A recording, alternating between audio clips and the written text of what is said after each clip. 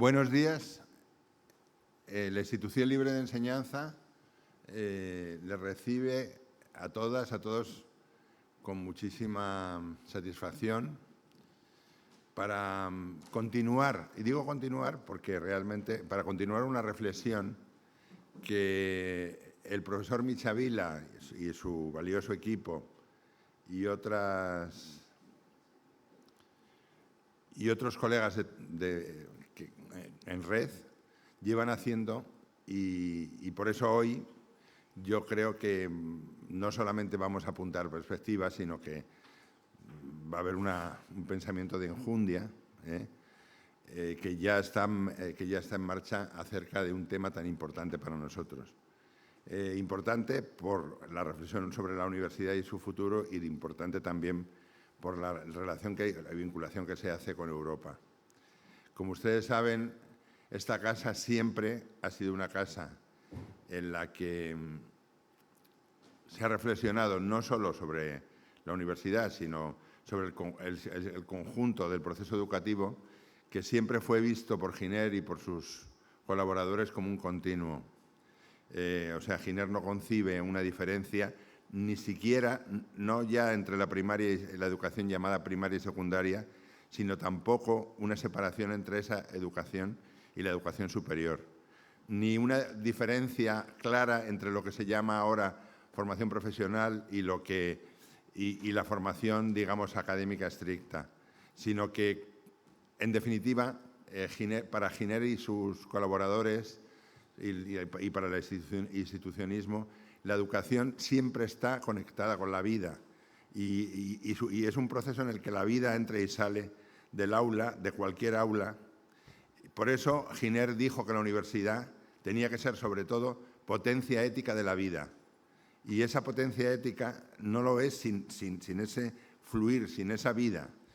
Eso está claro. Para la institución, por tanto, es muy importante hacer esta reflexión. Pero también la institución fue desde siempre, como hijos que eran, como krausistas de ese librito final de Kant, La paz perpetua, la institución siempre fue internacionalista, siempre creyó que para ese gobierno de las naciones, la Europa unida debía ser la que liderara ese proceso, de acuerdo con el sueño de Kant, y que también es el de Krause.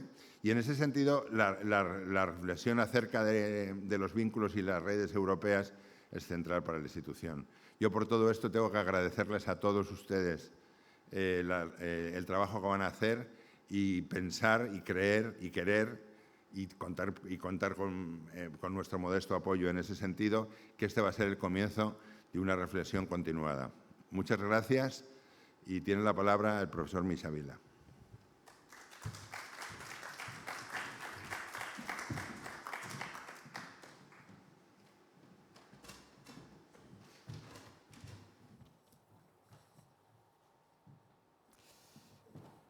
Buenos días, muchas gracias, querido presidente. Es un placer una vez más, estar en esta mi casa. Y si me permites, quiero empezar dándole las gracias a los héroes que nos acompañan hoy aquí, porque yo soy de la institución, soy patrono de la institución desde hace muchos años, de muchos más soy valenciano. Y uno de los compatriotas míos, admirado, Raimon, decía y dice una frase fantástica sobre nuestra tierra y dice: en mi país la lluvia no sabe llover, o llueve poco y es la sequía, o llueve demasiado es el desastre. Pues ayer con las inundaciones aquí en Madrid y los días anteriores, o Extremadura o Andalucía o muchos otros sitios, lo podemos comprobar una vez más, y no limitado a aquella tierra mía de aquel país de los naranjos y el mar, sino de toda España. Bueno, voy a hacerles simplemente una introducción, es decir, mi papel aquí hoy es estrictamente de telonero de los ilustres acompañantes que van a estar aquí con nosotros, como conferenciante, como ponentes, como presentadores, como intervención final. A todos ellos les quiero dar las gracias. Y estos minutos los quiero dedicar, si ustedes me lo permiten, a analizar tres conceptos o tres palabras: la oportunidad, el agradecimiento y las interrogantes del encuentro, o que se van a abordar en el encuentro. interrogantes, no respuestas, porque a mí no me toca ese papel hoy. En cuanto a la oportunidad, ¿es oportuno hacer un debate sobre este tema hoy, aquí? Pues sin duda sí, y es ¿por qué? Pues por el horizonte de cambios sociales y tecnológicos que tenemos en nuestra Europa y que se acentuarán en los próximos decenios, y ojalá vayan en la línea que apuntaba el presidente Pepe, que ya decía Kant y decía Giner luego, Víctor Hugo y tantos otros, de la unión de los europeos, la unidad de los europeos. Entonces, eso hay que esperar que esa transferencia de soberanía se continúe de una forma más viva que en la actualidad, en ese sentido, y por lo tanto el debate sobre estos cambios necesarios para la unificación de todos nosotros en la patria común que tenemos, que es Europa, pues se lleve a realidad. Pero hay que decir al mismo tiempo que los coloquios que se celebran o se organizan sobre las relaciones entre esos cambios y las instituciones universitarias son muy pocos o casi inexistentes. Y el papel de las universidades es muy importante para estas transformaciones. ¿Por qué? Pues lo es ahora y lo será si miramos un poquito hacia adelante y recordamos propuestas de acción, propuestas como el llamado coloquialmente el Pacto Verde Europeo, que se suscribió en diciembre del 19 y tiene por delante una previsión hasta el año 50 y que tiene quizá un calado semejante al que pudo tener en su momento el proyecto Airbus, y también de otra forma distinta al euro, distinta pero no menos importante, sin duda. Y también lo que ha ido surgiendo en estos últimos meses y últimos años, la emergencia sanitaria y la necesidad enorme de formar a la juventud en general y a la juventud universitaria para que sea capaz de atender estos temas.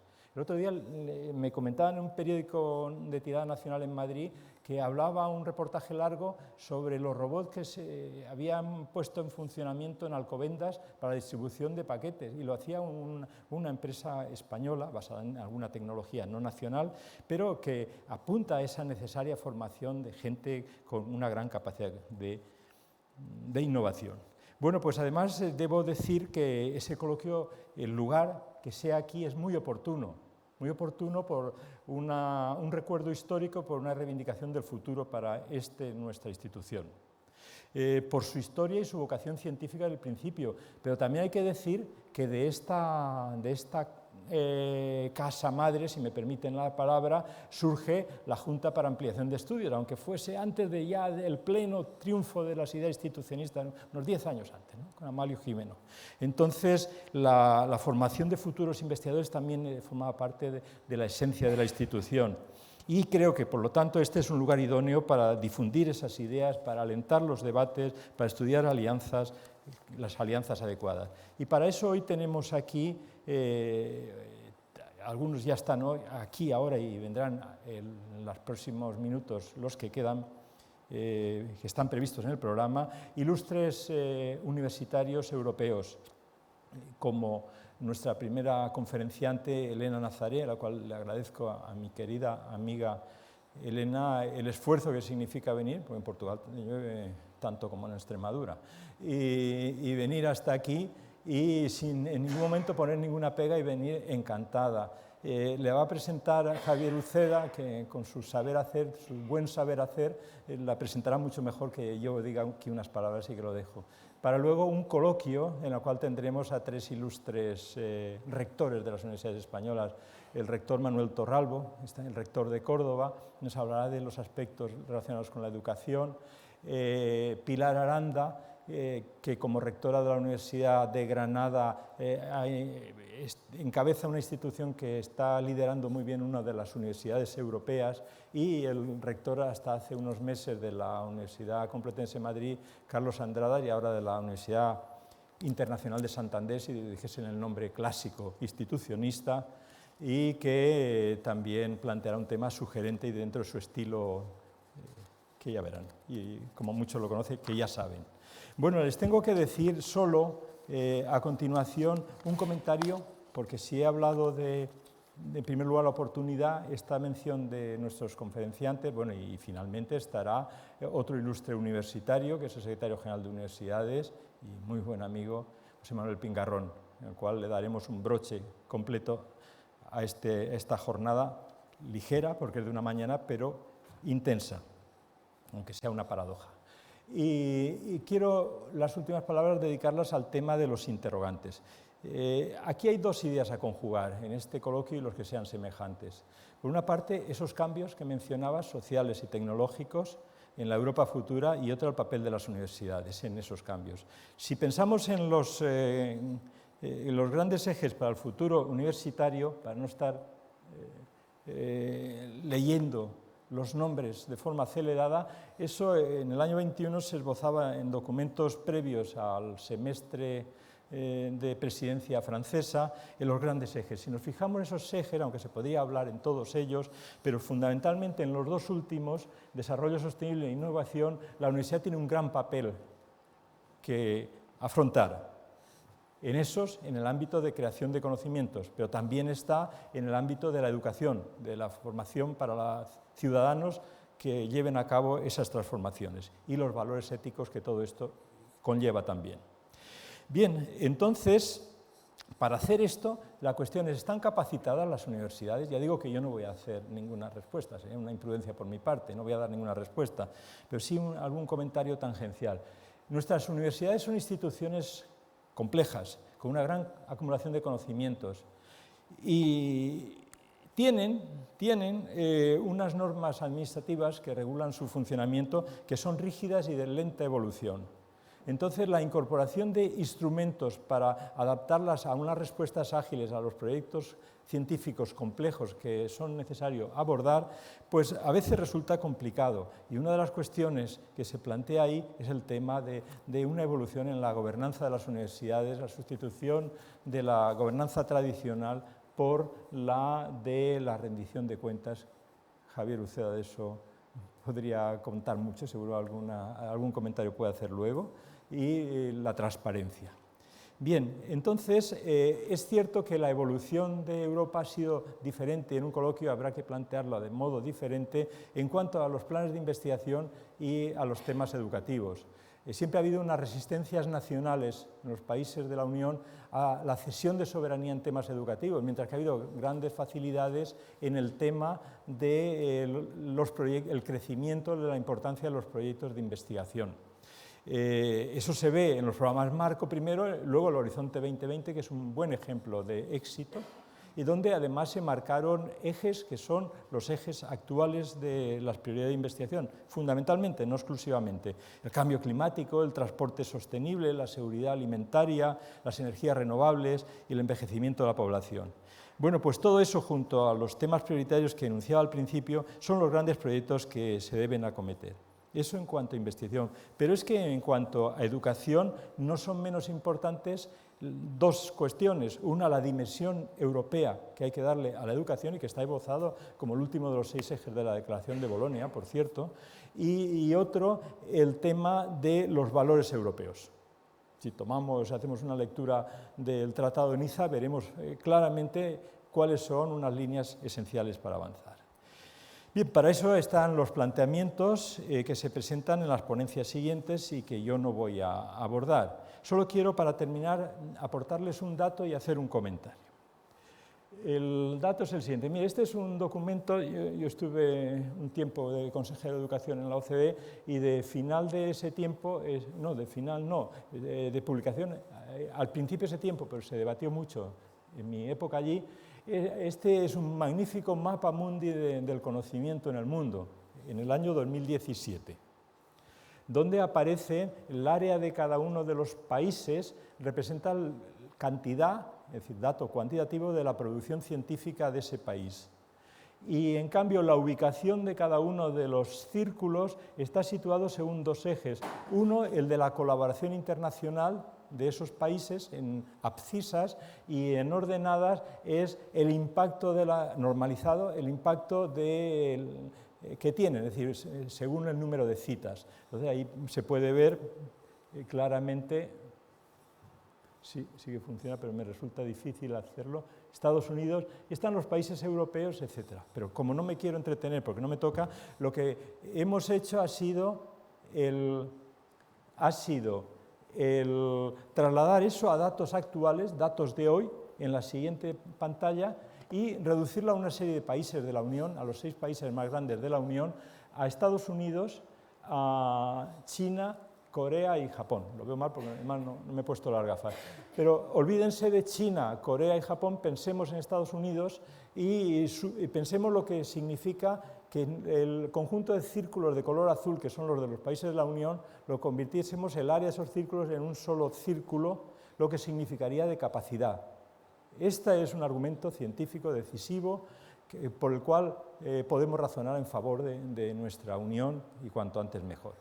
Y finalmente decirles que ¿cómo son las soluciones? Hoy los escucharemos a una serie de expertos, pero mi opinión es que tenemos que huir de soluciones alambicadas o de pronósticos complejos. El otro día yo soy seguidor porque me divierte mucho, por internet y YouTube, de algunas ruedas de prensa o seguimiento de la política francesa de los años 60 y 70. Entonces, el otro día vi una entrevista del año 68 a De Gaulle, donde le preguntaban cuál, a raíz, claro, año 68, lo que significa en Francia para la universidad, le preguntaban cuáles podían ser las soluciones y lo que apuntaba. Y lo sorprendente, no voy a entrar, claro, no puedo, era que lo mismo que estamos ahora planteando como temas de futuro, en aquello de hace 64 años lo planteaba. Y más curioso aún es que terminaba diciendo, bueno, estos eran los mismos principios por los cuales se movía la reforma que propuso Napoleón para la universidad en su tiempo. Por lo tanto, pronósticos alambicados pocos, soluciones útiles sí. Y con esto cumplo con la tarea de hacer la introducción y a continuación Javier y Elena, por favor, os cedemos los trastos para que empecéis. Muchas gracias.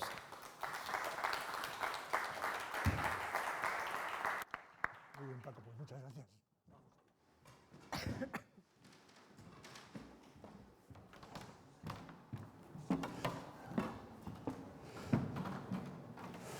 Elena, yo creo que te puedes poner aquí a mi derecha. Gracias. Buenos días.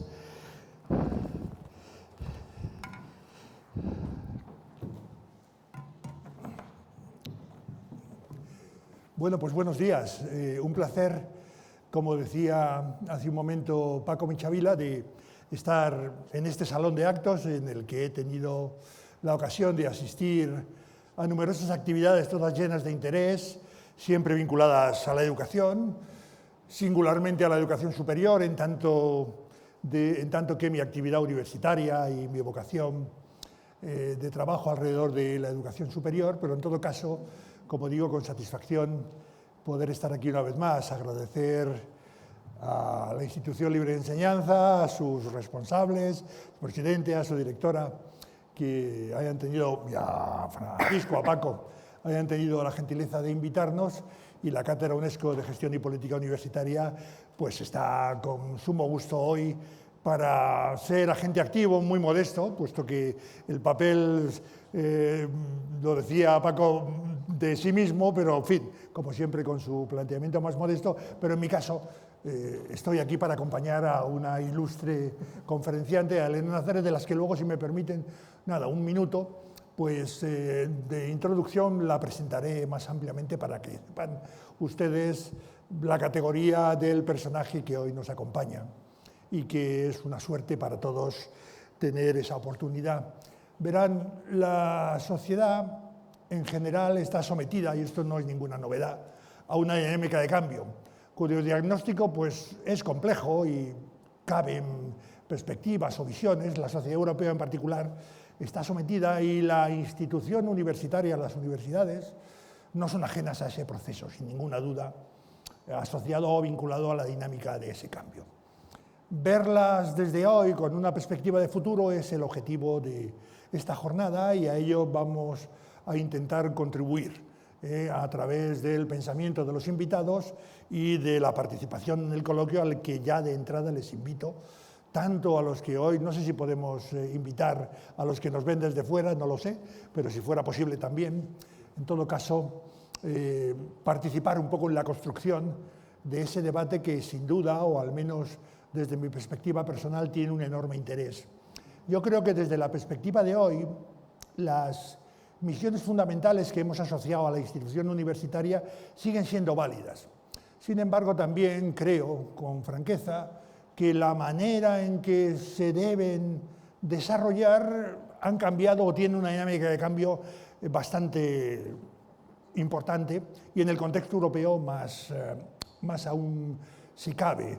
Creo que vamos hacia unas universidades con una estructura más flexible, con una capacidad de hacer una oferta que no solamente atienda a los jóvenes a los que se refería Paco, sino a los jóvenes y seguramente a los menos jóvenes, con una estructura de estudios en el que el posgrado ya ha sido un elemento que implica una dinámica de cambio extraordinaria, y con esa vocación ha salido, pero en el que aparecen nuevos elementos que se ponen en el sistema de ecuaciones para ver cuál es esa perspectiva de futuro. Y me refiero pues a la búsqueda de fórmulas hasta ahora no aplicables en el contexto universitario, como son, por ejemplo, los microgrados. Empieza a haber instituciones que ofrecen estudios para la gente más joven, de corta duración, muy aceptado por los demandantes de empleo, y por lo tanto en un contexto en el que se compite además con instituciones no universitarias que participan en el proceso. Por darles algún ejemplo, por no hablar de todo lo que tiene que ver con la formación a lo largo de la vida y la demanda que hay en el contexto europeo de reskilling, utilizando el término inglés de reformar a muchos millones de europeos en los próximos años. Hay un dato en un documento de la Unión Europea sobre la industria europea que habla de decenas de millones de europeos que tendremos que preparar para esos nuevos empleos a los que también se refería Paco. Y por lo tanto tenemos que identificar cuál es el rol de las universidades hoy en ese nuevo contexto en el que caminamos. Por no hablar de la transformación digital, por no hablar de una demanda de educación superior creciente en el mundo y desde luego en Europa, por no hablar de los hubs de educación que atraen en un contexto internacional a estudiantes a ciertos lugares y no a otros, por no hablar de, bueno, muchos elementos. No están ustedes hoy aquí para escuchar mi punto de vista, sino para escuchar a Elena Nazaret. Lo que sí que quiero decirles es que creo que hay, bueno, un conjunto de retos vinculados al cambio, a la nueva manera de ver las cosas. Por ejemplo, también creo que vamos hacia universidades que deben estar más comprometidas con el éxito de sus estudiantes. Antes veíamos el éxito como una consecuencia de la actividad y la responsabilidad estaba directamente... Ahora creo que las instituciones sentimos más la responsabilidad de que a nuestros estudiantes les vaya bien, a pesar de ellos, incluso a pesar de ellos. Y en ese contexto, pues vamos a escuchar las ideas de la persona que hoy tenemos como invitada y que me van a permitir presentarles nada muy rápidamente. Sin más, yo no voy a decirles nada más, aunque como ven, pues el asunto me atrae, está en lo que ha sido mi actividad durante muchos años y por lo tanto con algunos colegas que veo aquí, que hemos estado también compartiendo el tema de la gestión universitaria, pues me resultan de un enorme interés. Hoy contamos con Elena Nazaret. Ella es una universitaria de arriba abajo, que probablemente es casi todo lo que hay que decir, pero vale la pena que les dé unas pinceladas de su currículum, que en todo caso van a ser unas pocas, pero para que se den una idea de quién nos acompaña. Ella es licenciada en Física por la Universidad de Lisboa y doctora en Física de Estado Sólido por el King College de Londres y la Universidad de Aveiro. Ha sido también rectora de esa misma universidad en el periodo 2002-2010.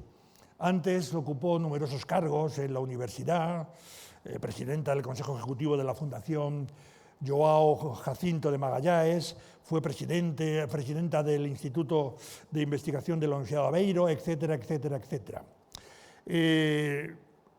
Más adelante ha sido ni más ni menos que presidenta de la Asociación Europea de Universidades, de manera que en ese contexto, en esa dimensión europea que hoy nos convoca, pues su perspectiva es sin duda una perspectiva muy enriquecida desde su experiencia en esa responsabilidad, más allá de la capacidad de reflexión personal que tiene.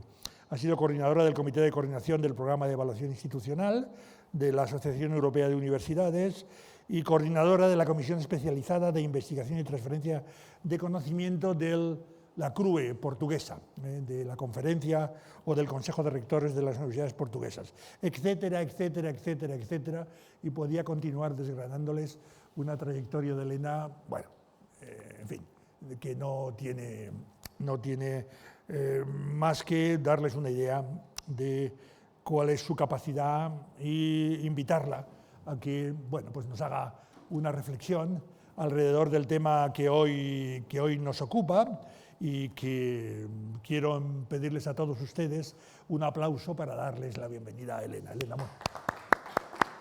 muito obrigado y, en fin, tienes la palabra. Muchas gracias. Yo voy a hablar en inglés. Me disculpe, pero mi español no es español, es portuñol y no es muy bueno. Good morning to you all, and I would like Buenos días to a start todos. by Me gustaría empezar dando las gracias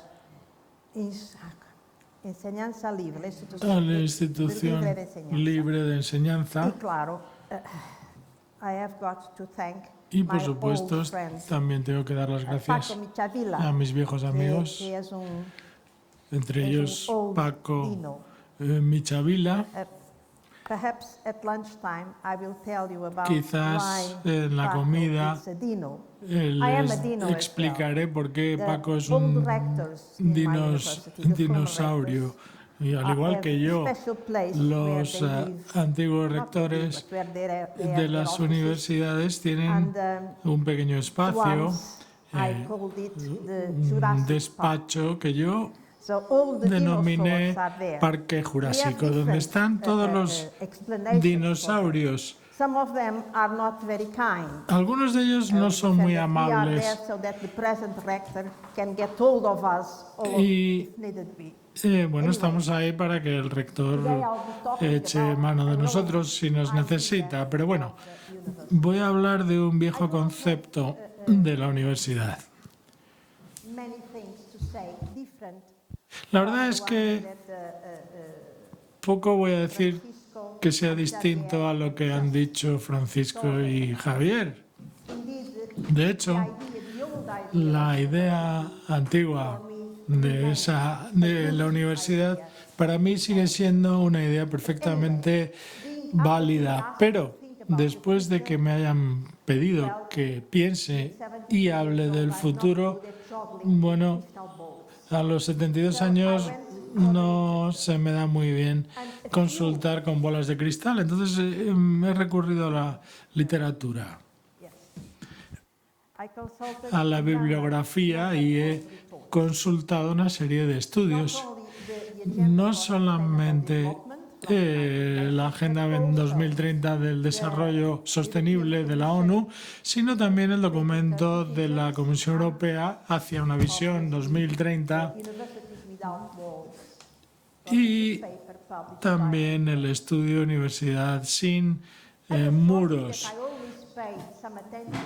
Y también la OCDE es una de las fuentes a las que suelo recurrir, al igual que el Fórum Económico Mundial, pero hay que hacer una matización porque a veces sus intereses no son los mismos a los nuestros. Pero, no obstante, es interesante saber cuáles son sus ideas. Después de leer todos estos estudios, llegué a la conclusión de que, bueno, el futuro está conformado por los retos actuales de la sostenibilidad. Y esa frase que está subrayada es la conclusión de esos estudios que les he mostrado.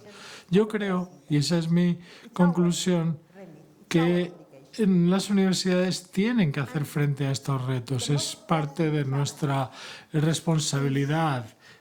Y el reto más urgente son las amenazas a la sostenibilidad que socavan nuestros valores como sociedad y cuestionan la democracia y también el papel de las universidades dentro de ella. Y entonces he escogido algunas de estas amenazas para ver cómo las universidades deben prepararse para abordar estos retos. Voy a hablar del cambio climático, democracia y los sistemas políticos, los cambios demográficos, que para mí son los más importantes, los avances tecnológicos y concluiré hablando del futuro. ¿Qué pueden hacer las universidades para abordar algunos de estos retos? En primer lugar, el impacto del cambio climático. Bueno, estas fotos han sido tomadas en algunas regiones de Europa que no son Europa, África, India, el Caribe y Australia, respectivamente. Pero esas 4 fotos o estos 4 fenómenos se produjeron también en Portugal y en España y en Inglaterra. Falta de agua en Portugal y en España, ciclones, pero Lisboa e incluso Madrid hasta cierto punto están ahora mismo, bueno, inundándose. En el caso de Lisboa ha habido inundaciones bastante graves. Algunos pueden decir que esas inundaciones se deben al impacto del clima, y es cierto, pero también se debe a las acciones humanas, que no solamente afectan a la atmósfera y los fenómenos climáticos, sino afectan a las consecuencias. Durante años en Lisboa se ha intentado conducir el agua de lluvia para canalizarlo hacia el mar, es decir, han restringido los flujos naturales del agua, lo que es un error. No se puede hacer cambiar el curso del agua. Al contrario, habría que abrir los desagües y dejar que el agua fluya libremente en vez de intentar conducirlo. Pero bueno, también me gustaría recalcar que el cambio climático ha sido causado, al menos ha contribuido a él el comportamiento humano, y no podemos rechazar esa evidencia científica que nos dice que los humanos no han causado, pero sí que han contribuido a estos cambios. ¿Qué pueden hacer las universidades?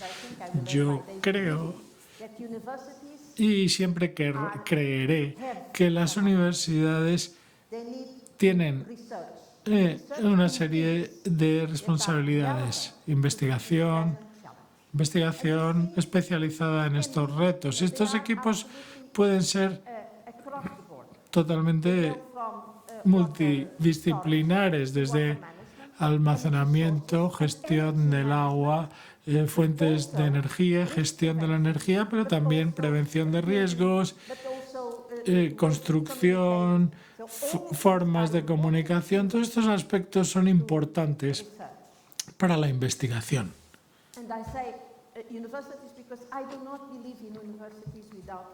Y yo no creo en una universidad en la que no haya investigación. Para mí, una universidad es una institución basada en la investigación.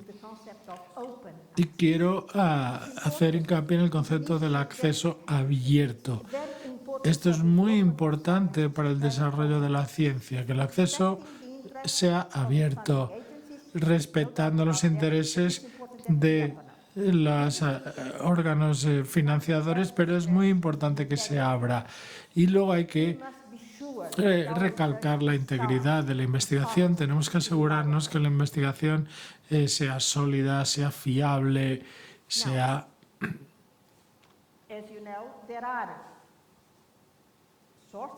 sólida. Hay gente que, como saben, niegan el cambio climático.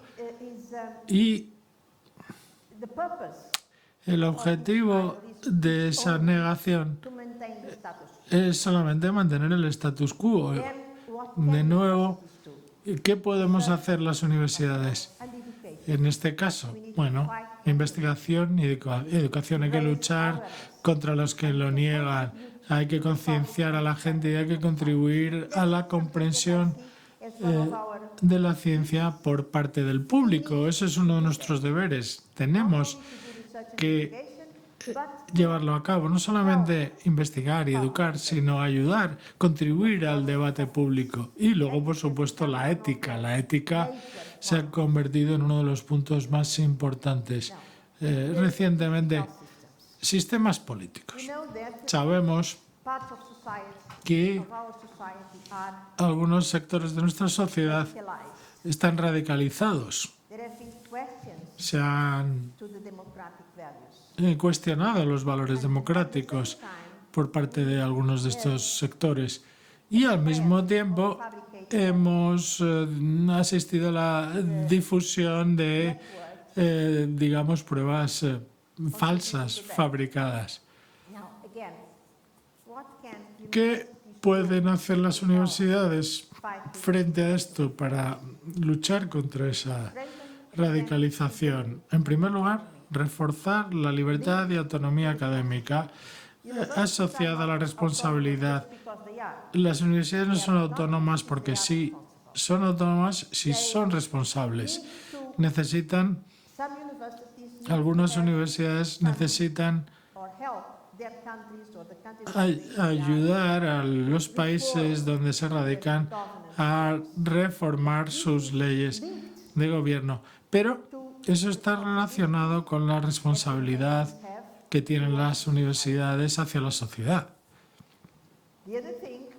También las universidades necesitan participar en el debate.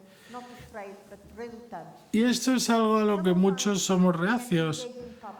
Algunos, bueno, entramos en debates públicos y lo hacemos bien, pero otros son bastante reacios a estos debates, participar en estos debates públicos.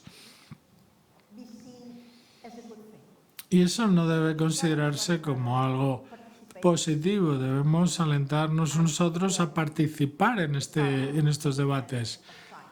Y, por supuesto, está el aspecto de la comprensión de la ciencia por parte del público.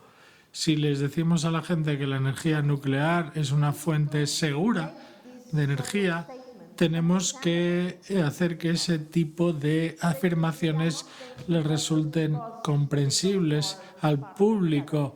No van a votar porque prefieren esto o lo otro, sino este partido político. No, tienen que saber qué es lo que defiende cada uno. Yo sé que no es fácil, porque la sociedad muchas veces no se dedica a debatir hechos, sino ideas prefabricadas, lo que desde luego no es recomendable.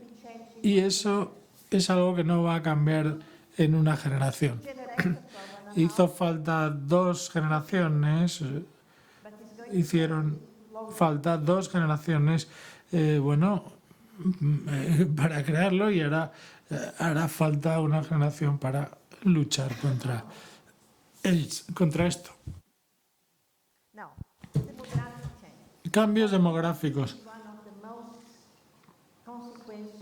Esto para mí es uno de los efectos más importantes de la situación actual. Hemos llegado a una población mundial de 8.000 millones de personas. 1.000 millones de ellos tienen entre 10 y 24 años de edad, que es la mayor población joven del mundo de la historia. Pero hay que alimentarlos. Y sabemos que hoy en día en el mundo, todo el mundo, los recursos son escasos. Bueno, quizás no escasos, pero insuficientes para toda la población mundial. Y esta situación es peor todavía si nos fijamos en la distribución de la población. Vemos que la población joven está sobre todo en el mundo en vías de desarrollo, África principalmente, mientras que el mundo de más edad, el mundo occidental, el mundo rico, bueno, pues está poblado por una población mayoritariamente de mayor edad, más envejecida. Este es un mapa de la OCDE donde en color oscuro vemos los países, las regiones en color oscuro son las que más población de más edad tienen, mientras que en las regiones de color más suave, más claro, bueno, pues es donde hay más jóvenes y niños. Y desde luego esto es algo que no ha ocurrido nunca antes, porque el número de población joven, la cantidad de población joven es mayor que nunca en estas zonas, mientras que hay una preocupación por el envejecimiento de la población. Eso provocará lógicamente e inevitablemente un declive demográfico. La población mundial empezará a descender. No es una cuestión de si va a pasar, sino cuándo va a pasar. No estamos preparados para hacer frente a este estancamiento demográfico, que se debe, por supuesto, al descenso de la tasa de natalidad, principalmente, junto con el hecho de que la población está envejeciendo, es decir, que vemos un aumento de la población porque vivimos más años, no porque haya más, no hay más nacimientos. No soy experta en demografía, no voy a discutir a nadie que no esté de acuerdo con lo que digo, porque no tengo suficiente conocimiento como para ello. Pero bueno, ¿qué pueden hacer las universidades? Frente a esta situación, usted ya lo ha mencionado, necesitamos prepararnos para o servir a una población más diversa, es decir, aprendizaje durante toda la vida, igualdad e inclusión. Es importante también investigar sobre modelos económicos, sociológicos, etc. Y de nuevo, ética. La ética para mí es la base sobre que debemos incorporar como guía de nuestras instituciones. Y luego tenemos que abrirnos, tenemos que internacionalizarnos, porque si hablamos de colaboración con instituciones de enseñanza superior en África, por ejemplo, tenemos que tener en cuenta cuál es su modelo, porque forman a su población y luego la exportan, digamos, una vez educados, pues emigran a regiones más ricas, es decir, esas regiones, esos países son los que se benefician. Y ese es un modelo económico que se encuentra en todos los países africanos. Internalizan los costes y externalizan los beneficios. Entonces, los países europeos tenemos que luchar contra esta situación, crear modelos de desarrollo conjunto con nuestros socios. Avances tecnológicos. Nuestro sistema educativo ya no está preparado para servir a los fines que debería. Pensamiento crítico, resiliencia, capacidad.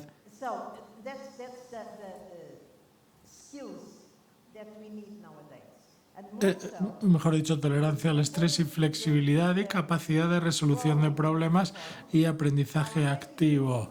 Para el año 2025, más del 50% de los empleados necesitarán un reciclaje de sus conocimientos y aptitudes según el Foro Económico Mundial. Y desde luego las universidades no pueden ser ajenas a este esfuerzo, a este desarrollo, con diferentes enfoques, diferentes modelos, pero es una realidad a la que tenemos que hacer frente inevitablemente como universidades. Luego hay una pregunta que el Foro Económico Mundial lanzó al mundo en general en 2017. ¿Podemos absorber una mayor conectividad? Tenemos el Internet de las cosas que para cualquier ciudadano de a pie,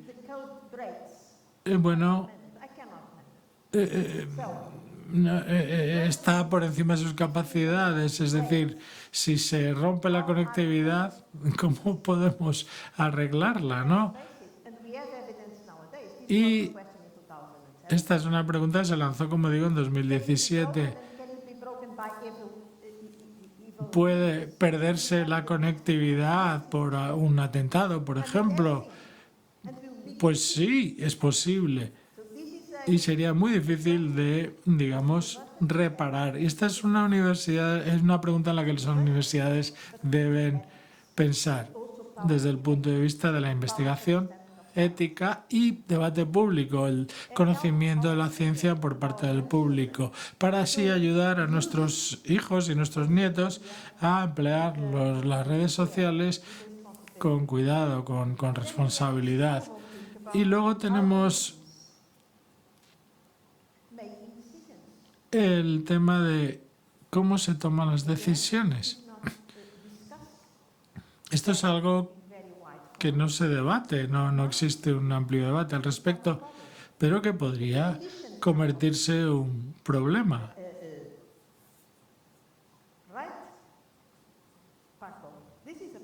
Es un problema, ¿verdad, Paco? Porque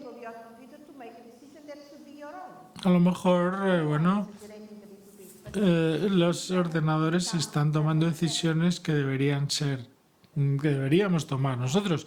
Exagero un poquito, pero es una amenaza real. En cuanto a la inteligencia artificial, pasamos de esta personilla de aquí, con un iPad, un ordenador, un teléfono móvil, e intentamos, hacer malabarismos con estos tres aparatos.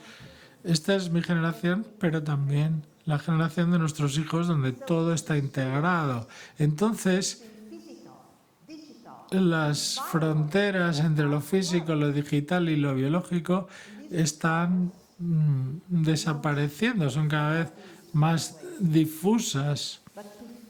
Y eso requiere que pensemos en eso, que intentemos educar a la gente en la ética, en recalcar, digamos, los aspectos positivos de estos avances y evitar en la medida posible los peligros, aunque no es tarea fácil.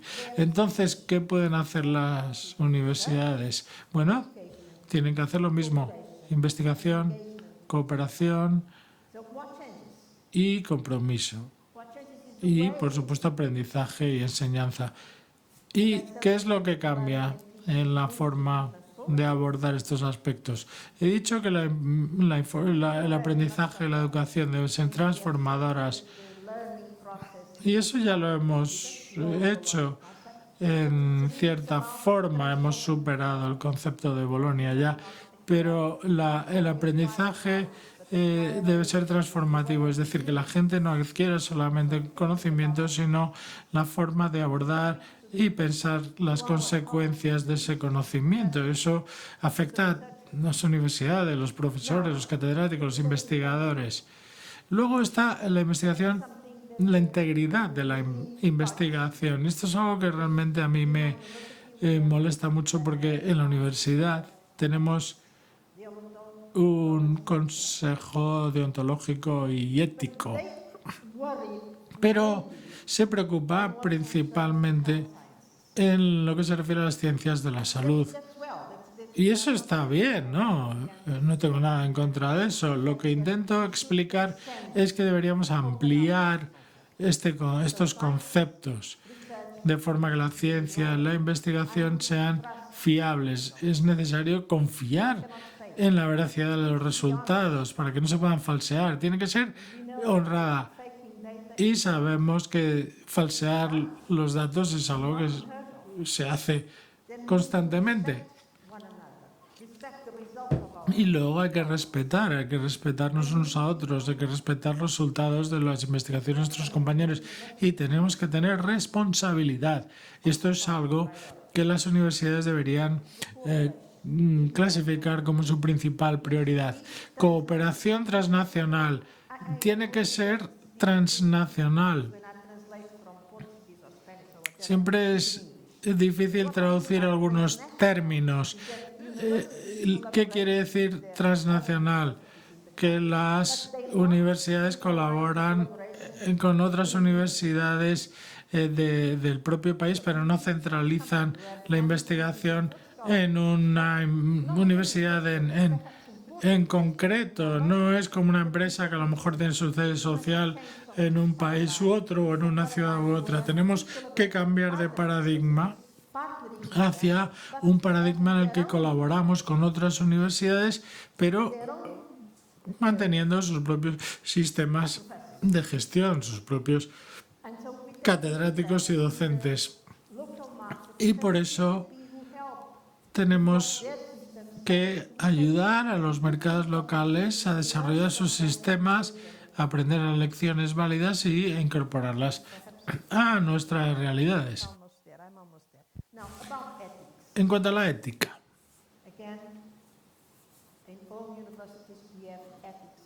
en todas las universidades existen los consejos éticos. Y yo creo que la ética va mucho más allá de ese organismo. La ética es algo que deberíamos utilizar en nuestro día a día. Procesos de aprendizaje y de enseñanza. No es la única forma, pero es la forma fundamental de hacer frente al futuro, de conseguir un futuro seguro para todos. Y por último, yo creo que la misión de las universidades no ha cambiado. Sigue siendo aprender, educar, investigar, innovación y cultura al servicio de la sociedad. Tenemos que educar a los ciudadanos que son conscientes y sensibles a la sostenibilidad, contribuir a la comprensión pública de la ciencia y tener en cuenta que no hay un único modelo de universidad. La Universidad de Cambridge, la Universidad Complutense, la Universidad de Valencia son distintas y tenemos que educar y formar a nuestros jóvenes y a nuestros ciudadanos, no tan jóvenes en general. Entonces la misión, digamos que está segmentada. Y luego, por supuesto, el liderazgo es importante. Es decir, hay una nueva ruta, o mejor dicho, un nuevo papel para las universidades. Hace algunos años éramos la Torre de Marfil, hace 20 años nos convertimos en pozos de petróleo, es decir, la gente pensaba que la universidad tenía que contribuir al crecimiento económico de un país, a hacer innovación, ganar dinero. Y ahora nos hemos vuelto a cambiar de función. Somos faros. Y esta foto, por cierto, es del faro de mi ciudad. Gracias. Elena, thank you very much for this nice Muchas gracias por esta presentación tan interesante. Spanish, okay, that's okay. Well, en español, perdón. Elena, bueno, creo que has planteado una perspectiva en donde, si soy capaz de hacer un breve resumen con una vocación simplemente digamos, retomar algunos temas de los que has planteado, nos has dicho la visión relacionada con la sostenibilidad es esencial. En segundo lugar, tengamos en cuenta temas que tienen que ver con la demografía y el impacto que la demografía desde una perspectiva global afecta a este análisis. Has hablado de ética y de la importancia que tiene el rol ético de las universidades. Para pasar, o has hecho un buen resumen al final, y esas figuras de Ivory Tower, Torre de Marfil, pozo de petróleo para ser al final un faro, pues creo que es un buen resumen. Pero también has entrado en detalles que tienen que ver con modelos educativos y a mí especialmente, especialmente no, todo me ha parecido, pero me ha surgido una primera cuestión relacionada con tu intervención y, si me permiten, por dar pie un poco a un coloquio del que tenemos bastante tiempo y por tanto habrá más ocasión. Has acabado, creo que tu penúltima transparencia, hablando de single model of university. Y este es un tema que a mí siempre me suscita si tiene sentido hablar de la universidad en general, cuando lo que realmente tenemos son universidades con modelos bien distintos. Incluso yo diría, fíjate que en algunos lugares la educación ha ido creciendo como actividad comercial, o sea, como un negocio en el que es posible generar actividades y fondos de inversión que típicamente entran en compañías con la intención a veces de trocearlas y venderlas o cosas así, están entrando de manera activa, por ejemplo, también. Entonces, cuando se le aplica a algún modelo de universidad algunos de tus conceptos, pues, bueno, no sé cómo encaja todo esto en los diferentes tipos de universidades. Hablabas de la Complutense, de la Universidad de Córdoba, de la Universidad de Aveiro. Claro, todo esto encajaría perfectamente, pero en algunos otros casos, y no voy a dar ejemplos.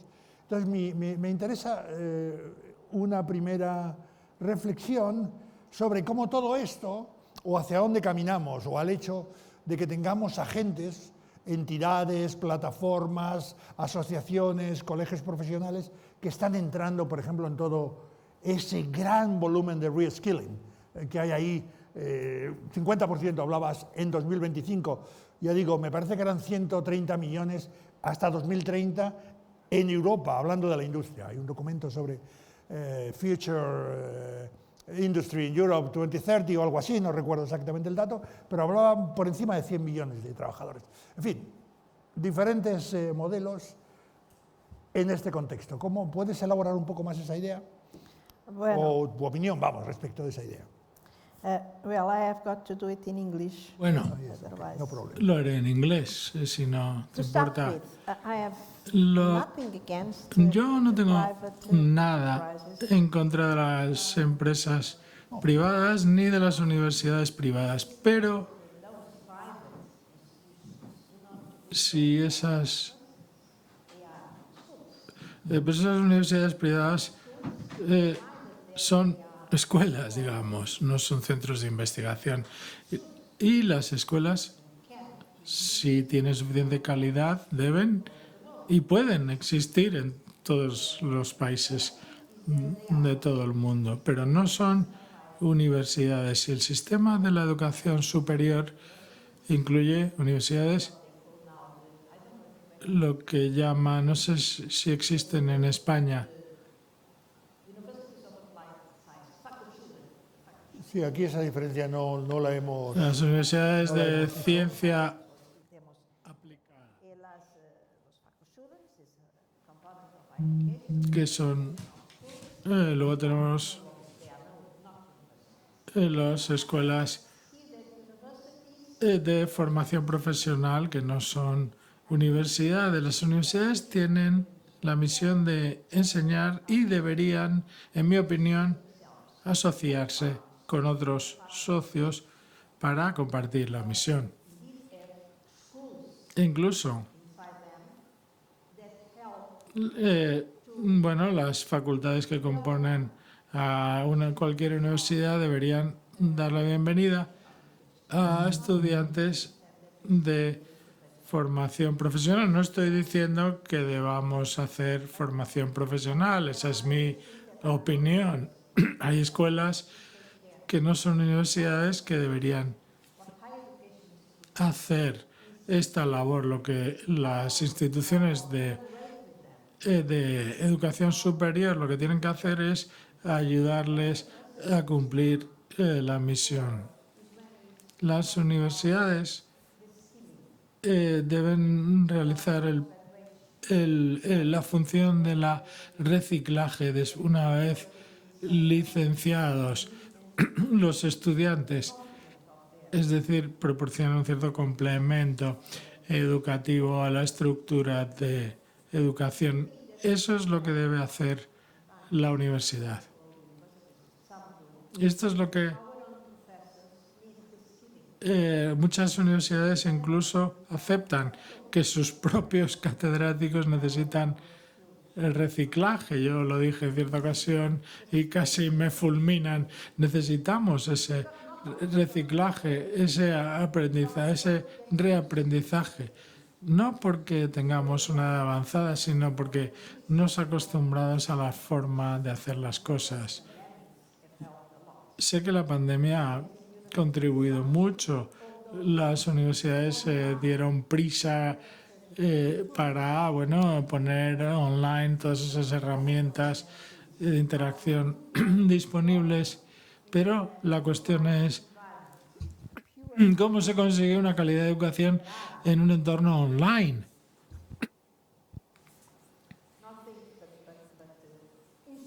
Ya que se están desarrollando instrumentos para ello, pero es un problema. Y luego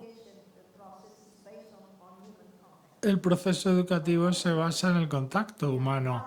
Aunque estamos muy lejos del modelo de Humboldt de supervisión del estudiante, que ya ha quedado bastante atrás, dependemos bastante, en gran medida, del contacto humano para el proceso de aprendizaje normal. Las personas somos criaturas sociales, necesitamos el contacto, mirarnos a los ojos. Sé que hay herramientas online que son muy buenas, que prácticamente, nos sentimos como si estuviéramos presencialmente, pero no es lo mismo, ¿no? Y ese es otro reto. Sí, espero haber respondido. Bueno, es un tema muy complejo. En español. Cuando hablamos de diferentes tipos de universidades, claro, está el universo y los matices que cabe, desde luego, todo. Cabe una reflexión. Sí, eso es. Yo no estaba criticando la base. En la medida en que tenemos un sistema con una variabilidad grande, seguramente el futuro hay que verlo en ese contexto, ¿no? Considerando los elementos de todo como ahora decimos frecuentemente, ecosistema de educación superior, ¿no?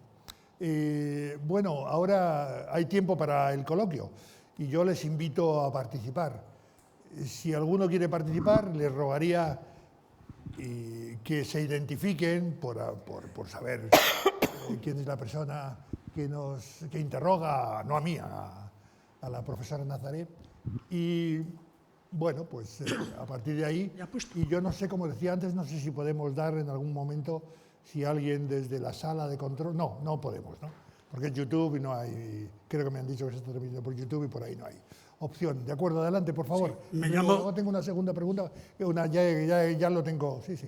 Sí, me llamo José Vicente Merino, soy jubilado, catedrático jubilado de Teoría e Historia de la Educación, perfil psicopedagogía social, perdón, jubilado desde hace 10 años, por lo menos, o 11. Pero la excelente ponencia de la profesora Helen me ha creado un problema serio. Estoy de acuerdo con las tres cosas que ha dicho, que la universidad debe comprometerse en los debates, sea el debate político o social, sea el debate científico o sea el debate profesional. Estoy de acuerdo perfectamente en que debe y tiene que hacerlo, porque si no quedaría anclada en el pasado. Por otra parte, estoy también de acuerdo luego que ha hablado de la internacionalización. Es cierto que tiene que internacionalizarse la universidad, pero me ha creado otro problema serio. En ambos casos, con relación al debate, es decir, cabe el riesgo de que la universidad, precisamente, se habla de crisis de sociales, de crisis de valores, de crisis de la universidad, de crisis del conocimiento, de crisis de todo. Y eso es bueno, porque si hay crisis es que hay movimiento y se avanza. Pero hay un riesgo para la universidad en la respuesta a estos debates y a esta demanda tan exigente, sobre todo lo que me ha dicho muy bien, de que cada vez va a tener que dar respuesta a una población más plural. El riesgo es el riesgo de identidad. Y eso, después de jubilarme, he estado en México varias veces y he visto que hay montones de universidades, muchas de las que usted ha llamado escuelas o academias o no sé qué. Applied Science, ciencias aplicadas, sí. Que en España todavía no tenemos, pero que son universidades y realmente en el ámbito privado, en el ámbito público, y realmente se centran en que haya calidad, en que incluso las que no, sean con empresas sean auténtica universidad en cuanto al conocimiento, en cuanto a la educación. Entonces, el problema que aquí me ha surgido es el problema de la identidad. Con relación a los debates, caemos en... Vamos, no caemos. Me genera el eterno problema de una universidad libre, autónoma, o una universidad como Heidegger, pues que hizo proponía o por lo menos provocó una universidad obediente, que después la asumió el nazismo y también el comunismo. O sea, la universidad no era autónoma. A lo que reaccionó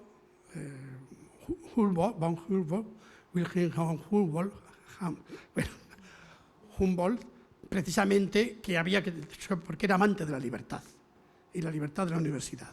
Ese es el eterno problema. Entonces, ante esa situación que se encuentra en la universidad de comprometerse con esos debates, cabe el riesgo de perder su identidad y caer en un funcionalismo utilitarista, en el sentido de decir, bueno, como tengo que ser útil para responder a todas las demandas sociopolíticas, como diría Freire, la educación es política, sociopolíticas y al mismo tiempo de producción de conocimiento e investigación, entonces caer en esa dinámica y olvidar su misión, que dirían nuestros filósofos, la misión educativa de la universidad.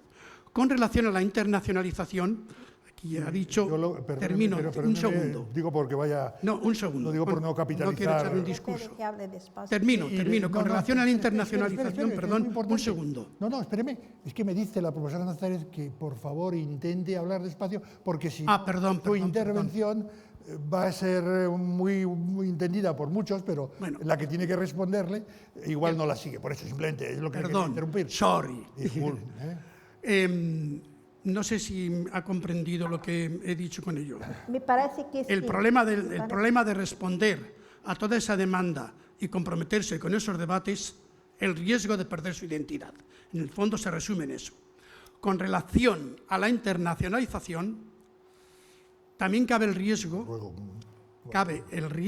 de crear un modelo único de universidad, que usted ya lo ha planteado. Aquí no recuerdo el nombre de Javier. Sí, que lo ha planteado. Somos muchas universidades.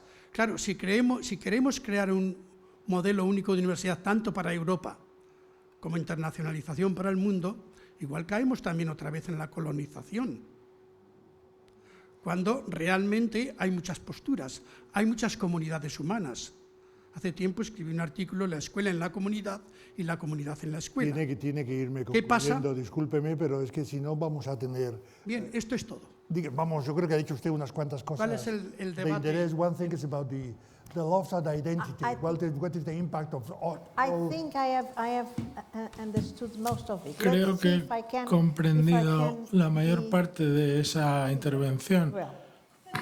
En primer lugar, tengo bastante edad ya y estoy convencida de que la universidad es un lugar en el que todo puede debatirse. Es una idea, ese es mi concepto de la universidad. Podemos debatir y discutir cualquier cosa, pero en lo que se refiere a nuestra autonomía y nuestra identidad, yo defiendo que las universidades deben ser autónomas pero responsables. No pueden comportarse de la forma que quieran. Por ejemplo, las universidades no deberían, por lo menos en mi país, las universidades públicas no deben, pues por ejemplo, participar en la explotación comercial de un hotel, ¿no? Es un ejemplo trivial, pero es así, ni tampoco, por ejemplo, un aparcamiento. Y menciono esos ejemplos porque cuando yo era rectora, bueno, pues nos ofrecieron conseguir beneficios mediante a través del alquiler de un aparcamiento, pero como universidad pública eso es inaceptable, con lo cual tuvimos que encontrar otra forma de hacer que el aparcamiento generara ingresos para la universidad, pero indirectamente, ya que no podíamos hacerlo directamente. Y el dinero que se generara, los ingresos, deberían formar parte de nuestro presupuesto y nosotros deberíamos responder y dar cuentas. Por eso digo que una universidad siempre debe cumplir la ley en todos los sentidos. Una universidad debe ser responsable y deben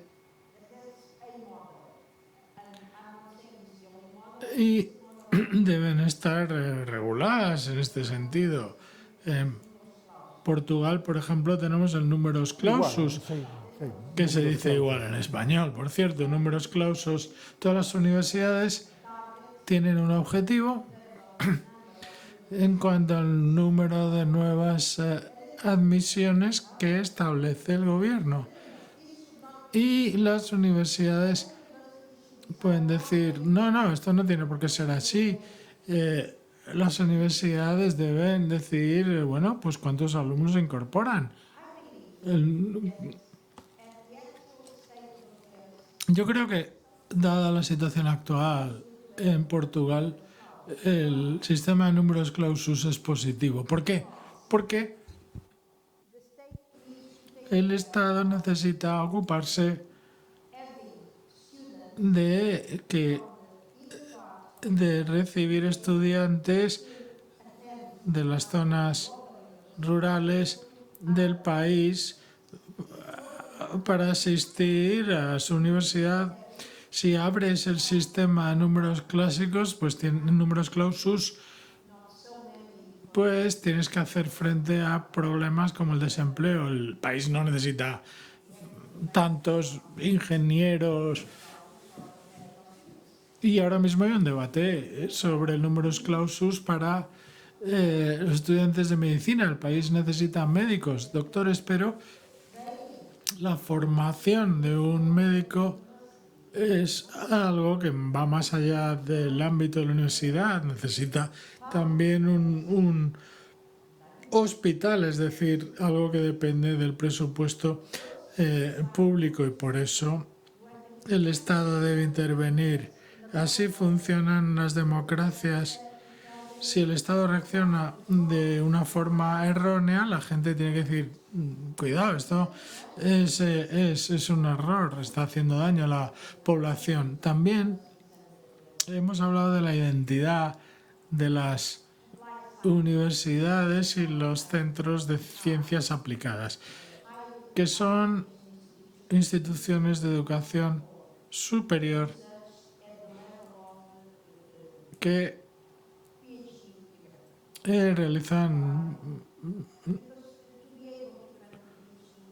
no realizan, digamos, investigación que pueda llevar a un doctorado. ¿Por qué? Porque eso requiere una investigación de alta calidad, que es difícil y es caro.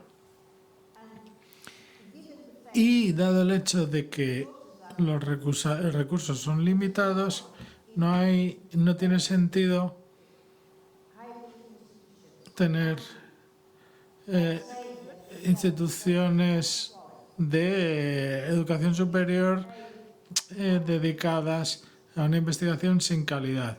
Si una institución de educación superior es, por ejemplo, un centro de ciencias aplicadas, no debe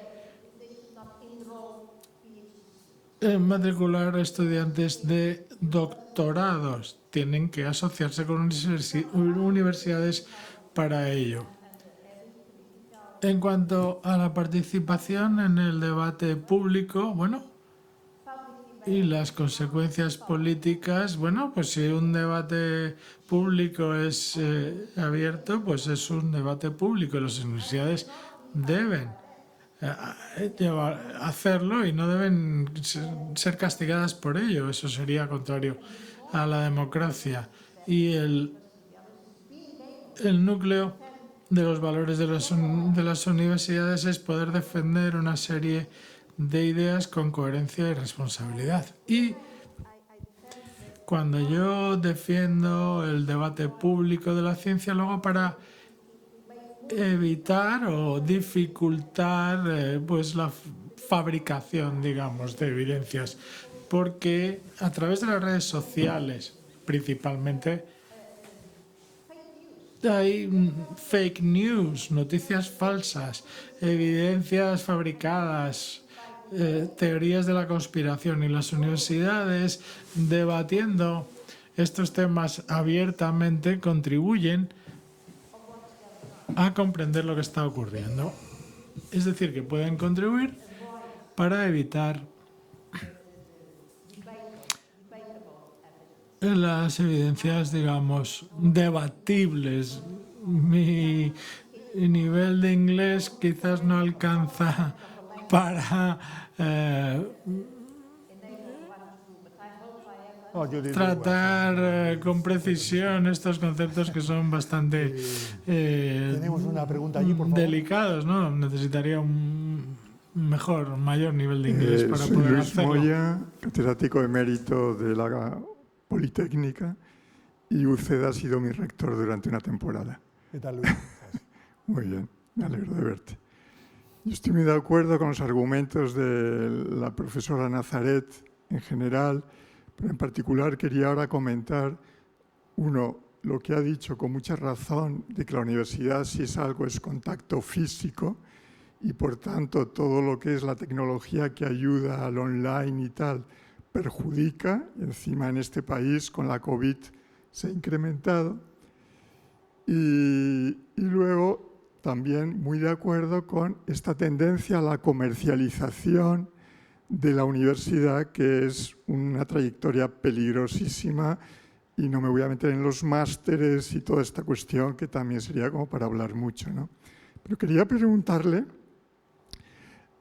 concretamente si yo en estos 50 años que he estado enseñando en la Politécnica me ha parecido ver un proceso de que cada vez se da menos importancia comparativamente a la educación y más a la investigación. Cosa que, por ejemplo, y hablando en esta casa, Ortega y Gasset, yo creo que tendría bastantes dudas sobre esta trayectoria, ¿no? E incluso dentro de la ciencia me da la sensación que todo tiende a la ciencia más pura, más técnica y menos humanista, ¿no? Y eso lo digo también desde una universidad como la mía, que es Politécnica, donde ese proceso es clarísimo, ¿no? Y si le parece que esas dos tendencias, más investigación, menos educación, más ciencia pura, menos ciencia humanista, son para el futuro trayectorias buenas o malas. Gracias. ¿Entendí? Sí. Pienso que lo entendí. La cuestión es la enseñanza frente a la investigación por una parte y por otra ciencias duras frente a humanidades o ciencias sociales. Bueno, empezando por la primera pregunta. Debemos recordar de dónde venimos. Y en Portugal y un poquito también en España venimos de universidades como lugares en los que se forma a gente para que vayan que fueran a las antiguas colónicas para ocupar los puestos administrativos. Y es así, las universidades formaban a las élites y la mayoría de ellas, una vez formados, pues se iban al extranjero. Esto fue así durante décadas. En el Reino Unido todavía existe la tradición de los chavales de escuelas públicas, como se llaman en Inglaterra, que iban a ocupar los puestos de gobierno y de responsabilidad en el imperio. Y la investigación no se consideró como nada esencial hasta los años 20, cuando empezamos, 1920, cuando se empezó a hablar de que las universidades debían investigar. Hay una diferencia entre las humanidades y las ciencias. Las ciencias necesitan estar activas en la investigación. Las humanidades, la investigación en humanidades, bueno, pues ha estado más o menos siempre presente en las universidades. Con lo cual empezamos a presionar a nuestro personal, a nosotros mismos, para llevar a cabo investigación. Y la investigación se convirtió en pues el patrón oro. Todo el mundo tenía que publicar, que hacerse un nombre internacionalmente. Con lo cual empecé a escuchar a algunos de nuestros compañeros que empezaron a decir: esto de dar clases es un aburrimiento, necesito más tiempo para investigación, no tengo tiempo para enseñar. Y algunos siguen pensando así, y es un error. La universidad es una educación basada en investigación. Si quieres dedicarte solamente a la investigación, no das clases en la universidad, sino que te dedicas a una carrera de investigación en una institución, o bien puedes, dar clase y luego investigar, o bien en la universidad, en un centro de investigación. Hay muchas posibilidades. Puedes hacer investigación en tu propio departamento o en una institución, y la universidad ofrece varias posibilidades en este sentido.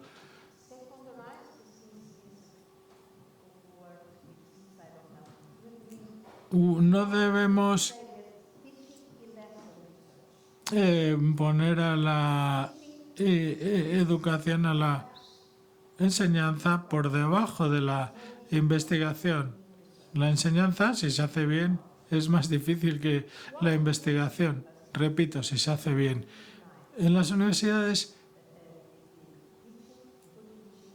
no se reconoce la buena enseñanza al mismo nivel que una buena investigación, porque es difícil, ¿no? La investigación emplea métricas para medir su calidad, cosa que no se puede hacer en la enseñanza.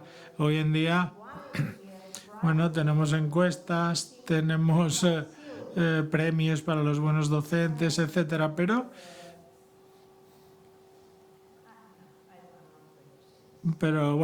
no voy a decir lo que pensaba. Las humanidades y la ciencia. Yo creo que las humanidades son las que decidieron que son menos que las ciencias. Las humanidades decidieron que eran de segunda categoría, a pesar de que son disciplinas que existen mucho antes de la física y la química, no las matemáticas. Las matemáticas siempre han estado así, pero las ciencias son los recién llegados comparados con las viejas disciplinas de las humanidades, porque estas se centran en los valores humanos con los que llevamos conviviendo toda la historia. Entiendo lo que usted dice, porque normalmente los gobiernos invierten mucho más dinero en investigación científica que en investigación en humanidades, pero el secreto está en que tenerlas ambas, ciencia, sociología, conjuntamente con los ingenieros. ¿Por qué no? Por eso, si se decide uno a investigar sobre el aprendizaje de las máquinas, el machine learning, hace falta lenguaje, hace falta ciencias conductuales, porque si no, la investigación no tiene ninguna consecuencia. El paradigma de que las humanidades no sean tan importantes como la ciencia es, permítanme que lo diga, equivocado, erróneo. Si avanzamos por esa vía, nos dirigimos al desastre. Las humanidades son al menos tan importantes como las ciencias. Y en cierta forma son más importantes. Aunque yo soy o era una científica de las ciencias duras, ahora soy una abuela. Espero haber contestado. Well, that's okay. Francisco, Paco, por favor. Muchas gracias. A propósito de lo último que decía la profesora Nazaré, me decía el presidente de la institución, dice, está, en respecto a Teaching and Research, está diciendo cuestiones que nos llegan, he dicho yo muy adentro, pero que compartimos en esta institución, que formaban parte de su impulso. He dicho literalmente, esta señora es nuestra. Entiende, ¿no? Lo que dice, sí. Yo, el comentario, pregunta que quisiera hacerle a la profesora Nazaré se refiere a quiénes o qué parte de la universidad debe asumir la responsabilidad de los cambios que se sugieren o las transformaciones para que cumpla ese papel en el futuro de Europa.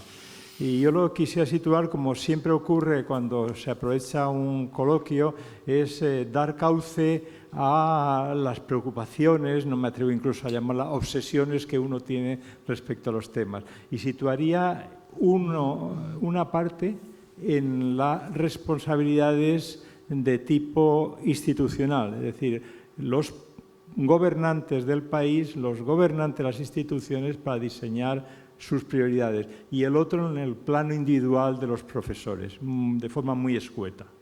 El primero tiene que ver con un tema, estoy ahora yo escribiendo sobre cuántos tipos de universidades.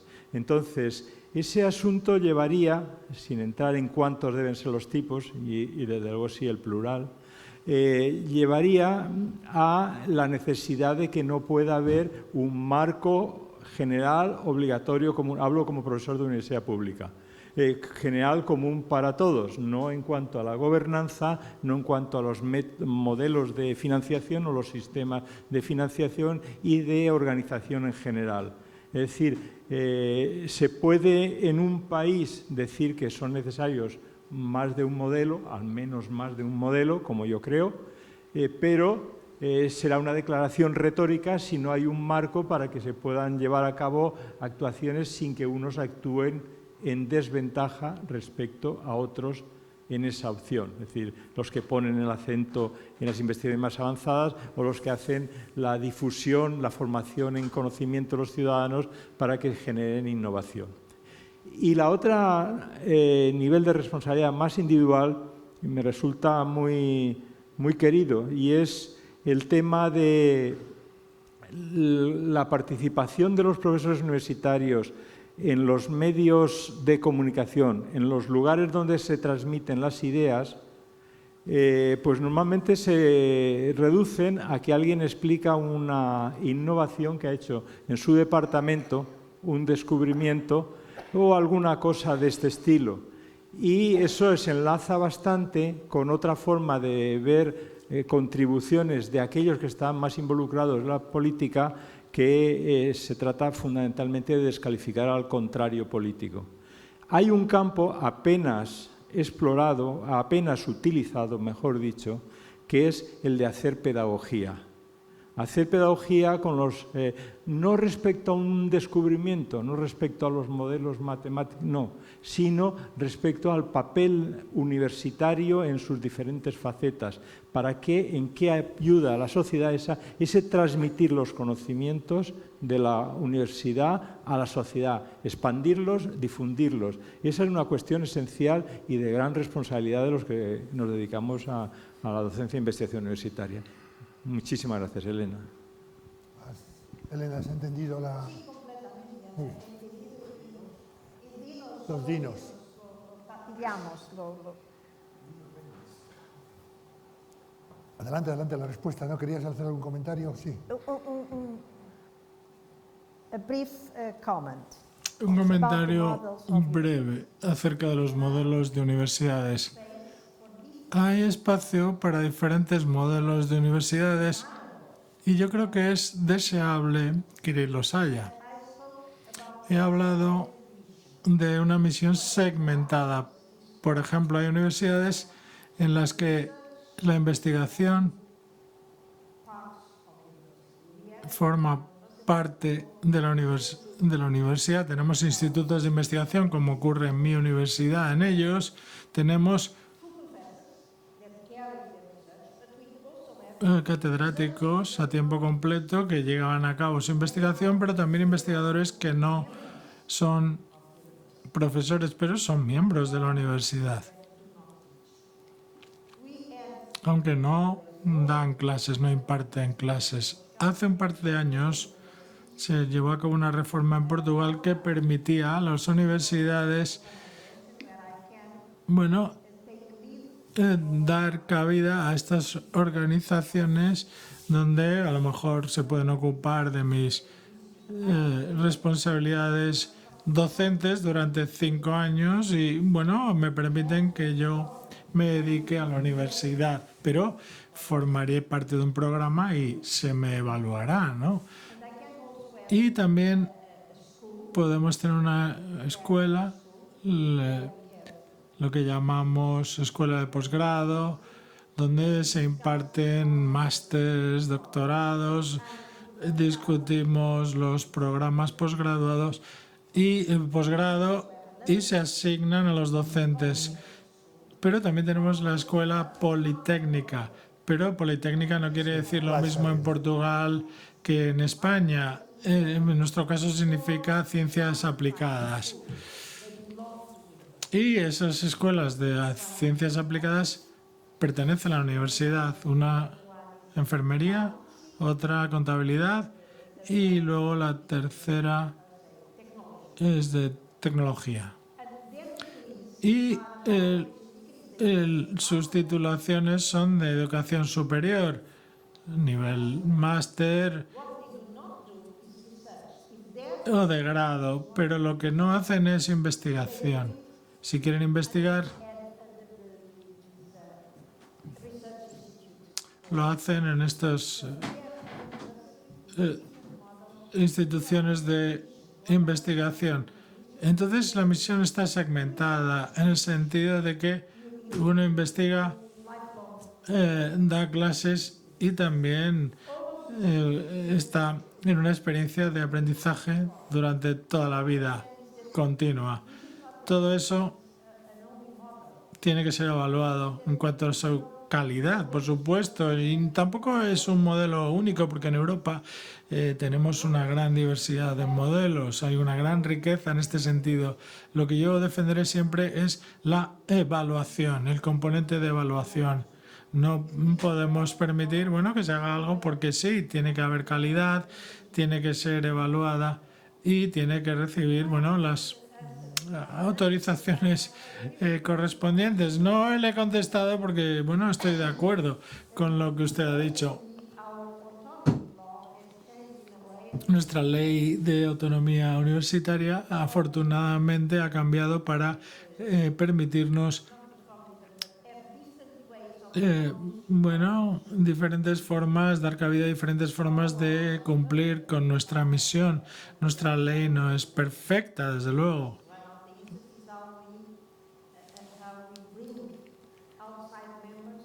Y hay muchos ejemplos de, incorporar miembros externos a las universidades, como escogemos a los rectores, etcétera. En fin, todo esto forma parte de un experimento del que no voy a hablar, porque tendría que explicar el modelo y eso llevaría mucho tiempo y tampoco creo que resulte demasiado interesante. Tenemos tiempo, en todo caso, para una pregunta más. Sí, por favor, Pepe. Es una mini reflexión, no voy a dar una conferencia. Y el moderador se ocupará. Y una pregunta. La mini reflexión es que, en efecto, somos muy conscientes de la diferencia que hay entre la importancia que en la universidad presenta en general, en las universidades europeas, se da a la investigación, a la lectura, digamos, respectiva de las diferentes disciplinas, y sin embargo el decalaje que hay con respecto a la necesidad de continua innovación en el papel de profesor, es decir, en la parte pedagógica. Ahí hay una diferencia. Si bien en la cortísima y modestísima experiencia que tenemos en la institución en los últimos años, vemos que sí que existe entre los jóvenes profesores pues una creciente interés por mejorar desde el punto de vista también pedagógico, no solo de investigación. No sé si se están dando los medios suficientes. En cuanto al espinoso tema de la evaluación, yo me imagino que eso estáis trabajando en ello. Yo, planteando un modelo diferente, que es el norteamericano, pues, como sabéis, hay una literatura reciente acerca de la evolución de muchas universidades, incluso de las universidades buenas, de las universidades del primer nivel americano, públicas y privadas, en ir evolucionando a concebir al alumno como un cliente. Y en ese sentido, las evaluaciones continuas que se hacen allí por parte de los alumnos y de los profesores tienen ese componente de que muchas veces los alumnos lo que están evaluando no es la excelencia pedagógica, sino la conveniencia del cliente.